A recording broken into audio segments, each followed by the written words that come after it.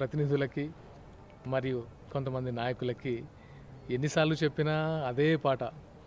ఏం చెప్పినా సరే తిరిగి ఆవు పాట ఉంటారు కదా, అదే మాట్లాడతారు తప్ప వాళ్ళు మారని అర్థమైంది.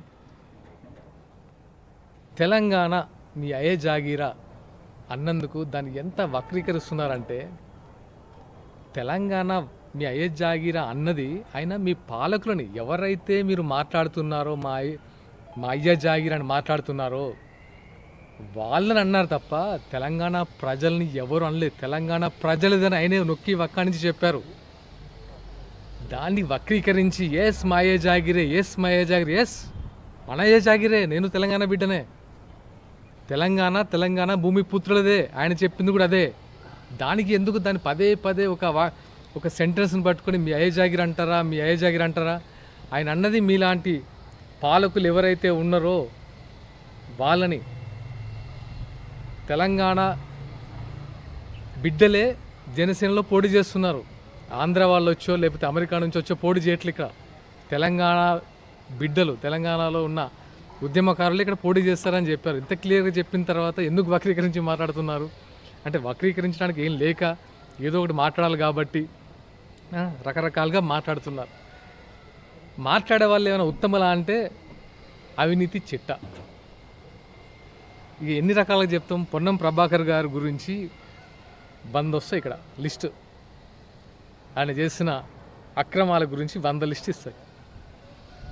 దాని గురించి పట్టించుకోము, దాని గురించి ఎవరు పట్టించుకోరు. ఈయన మాత్రం ఎప్పుడైతే పవన్ కళ్యాణ్ గారు వచ్చి మేము ఇక్కడ మా వాళ్ళు పోటీ చేస్తారు, తెలంగాణ బిడ్డలు పోటీ చేస్తారు అంటే చాలు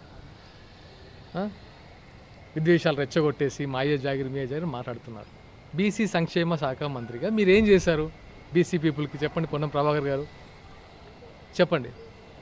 హుస్నాబాద్కి మీరు ఏం చేశారో చెప్పండి చాలు. ఫస్ట్ ఇవన్నీ పక్కన పెట్టేస్తే కాసేపు పక్కన పెట్టేద్దాం. ఇవన్నీ కప్పిపుచ్చుకోవడానికి, ఏదో రకంగా డైవర్ట్ చేయడానికి డైవర్షన్ పాలిటిక్స్ చేస్తూ రకరకాలుగా నిందలు వేస్తూ చేస్తున్నారు. తెలంగాణ ప్రజలు అన్నీ చూస్తున్నారు. తెలంగాణ ప్రజలు మేము తెచ్చామని 10 సంవత్సరాలు పాలించిన నాయకులను చూశారు. మేము ఇచ్చామని చెప్పుకున్న మిమ్మల్ని 2 సంవత్సరాలు చూస్తున్నారు. 10 సంవత్సరాల పాలనలో 1200 మంది అమరవీరుల గురించి చనిపోయారని అందరూ చెప్తారు. కానీ 1200 మంది డేటా మీ దగ్గర ఉందా? 12 మంది అమరవీరుల కుటుంబాలు ఎలా ఉన్నాయో తెలుసా? ఎంత దయనీయ పరిస్థితులు ఉన్నాయో తెలుసా? కానీ ఆ 10 సంవత్సరాల్లో మీ 4 కుటుంబాలు మాత్రం రబ్బర్ చెప్పుల నుంచి బెంజుకాల వరకు ఎదిగాయి. అందరికి తెలియదా? మీరే చెప్తారు, కేటీఆర్ గారు మీరే చెప్పారు, మా ఎమ్మెల్యేలను చూసి ఓర్వలేక రబ్బర్ చెప్పులు వేసుకున్న స్థాయి నుంచి ఫార్చ్యూనర్ కార్లో తిరిగితే భరించలేక అన్నారు. కానీ పరిస్థితులు ఏంటి? ప్రజల సిచ్యువేషన్ ఎలా ఉంది? ఎక్కడ వేసినట్టు అక్కడే ఉంది కదా. ఉద్యమకారులు అసలు తెలంగాణ వాదం అనేది చాలా పవిత్రమైన వాదం. దాన్ని ఎలా వాడుకుంటున్నారంటే, ప్రొఫెసర్ నాగేశ్వరరావు గారు సిపిఎం అసలు మీరు వ్యతిరేకి తెలంగాణ వాదానికి, కానీ వాడుకుంటున్నారు. ఇప్పుడు వాడేసేది అంత కదా. కాంగ్రెస్, ఎంఐఎం వీళ్ళందరూ వ్యతిరేకేగా. కానీ ఇప్పుడు తెలంగాణ వాదాన్ని వాడుకోవడంలో ఇంకా వీళ్ళని మించిన వాళ్ళు లేరు, కనబడట్లేదు.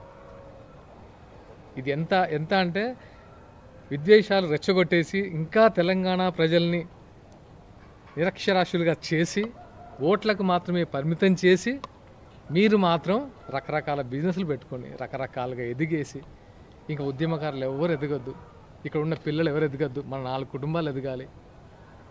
ఇంక తెలంగాణ ప్రజలు ఇవన్నీ చూస్తున్నారు. మాట్లాడలేకపోవచ్చు ఇప్పుడు, కానీ ఓటుతో బలంగా బుద్ధి చెప్తారు.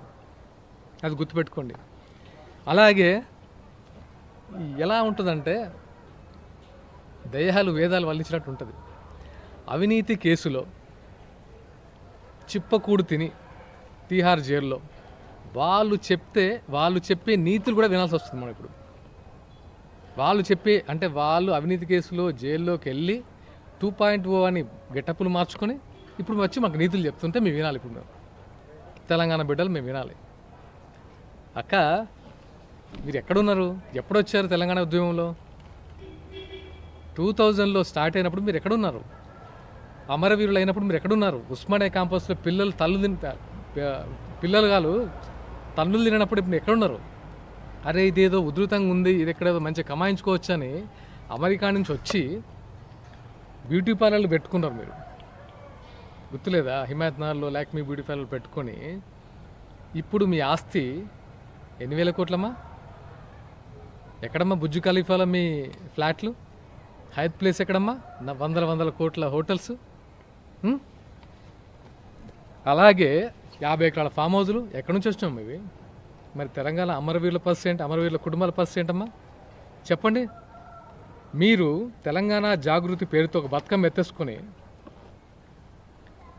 ఎంత మనీ ఎన్ఆర్ఐ నుంచి ఎంత మనీ కలెక్ట్ చేశారు? దానికి శ్వేతపత్రం రిలీజ్ చేయమంటే చేశారమ్మా? అవి మనకు రావు, ఎందుకంటే మనల్ని ఎవరు అడగద్దు. మనం మాత్రం అందరినీ క్వశ్చన్ చేయొచ్చు. ఇవన్నీ అడిగితే ఏమవుద్దంటే నేను తెలంగాణ బిడ్డగా అడుగుతున్నాను, మేము ఉద్యమకాలంలో బిడ్డగా అడుగుతున్నాం. చెప్పండి వీటి సమాధానం. కడుపు మండి 10 సంవత్సరాల పాలనలో ఏమీ కాలేదనే ఎవరు మా వైపు లేరు